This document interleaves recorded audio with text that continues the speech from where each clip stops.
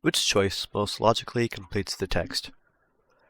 Colonized by Spain in the 1600s, New Mexico is a home to a dialect of Spanish that differs significantly from dialects spoken in Spain's other former colonies in the Americas. Most notably, the New Mexican dialect retains older features of the language that other dialects lost in later centuries. But why would it have done so? New Mexico was so distant from population centers in Spain's other colonies that it attracted few colonists after its initial colonization. Geographical isolation, in turn, would have limited the exposure of New Mexican colonists to changes occurring to Spanish grammar and vocabulary elsewhere in the empire. Thus, the present-day uniqueness of the New Mexican dialect suggests the extent to which blank.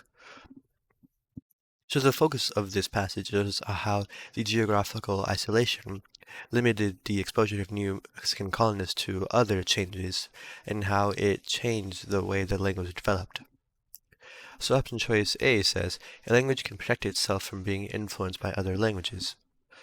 This is incorrect because the focus of the text isn't on how a language can protect itself, it's on how geographical isolation influenced how the language developed. So A is incorrect. B. The grammar and vocabulary of any given language change from one generation to the next. This is incorrect because the focus isn't on how the grammar and vocabulary change from one generation to the next, it's on how the grammar and vocabulary stays the same given the geographical isolation of New Mexico. So B is incorrect. C. Geographical isolation can influence how a language develops. This seems to be the correct answer because focus of the text is on New Mexico and how its dialect of Spanish differed significantly from other dialects spoken in Spain's other colonies.